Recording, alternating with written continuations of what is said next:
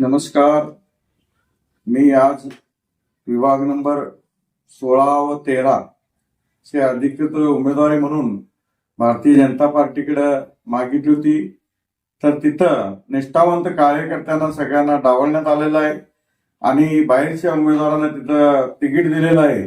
त्यामुळे तिथल्या भागांचा व नागरिकांचा रोष निर्माण झाला आणि आज ती सर्व कार्यकर्ते माझ्याकडे येऊन प्रोत्साहन केलं की तुम्ही कुठल्याही परिस्थितीत इलेक्शन लढवायची.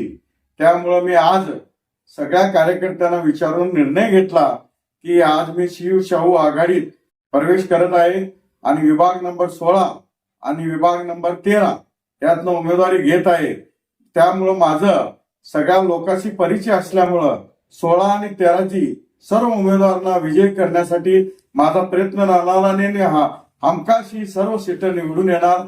हे म्हणजे काळ्या दगडावरची रेस आहे.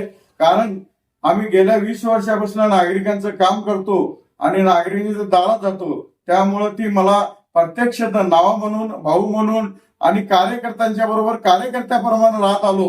त्यामुळे आज ती सगळी माझ्या पाठीशी आहे. त्यामुळे मला आनंद झाला की आज माझ्या एवढ्या मोठ्या प्रमाणात कार्यकर्ते सुद्धा मागे असल्यामुळं मी आज शिवशाही आघाडीत जाण्याचा विचार केला की तुम्ही काही व्हा, इलेक्शन लढवा, तुमचा विजय हा निश्चित होईल. मी तुमच्या पाठीशी, आम्ही सर्वजण तुमच्या पाठीशी राहणार एवढी त्यानं सांगितल्यामुळं मी आज शिवशाहू आघाडीत प्रवेश केलेला आहे आणि माझी उमेदवारी त्यांनी दोघांची जाहीर केलेली आहे. तरी आम्ही दोन्ही भागातनं चांगल्या पद्धतीने इलेक्शन लढू. चॅनेलला सबस्क्राईब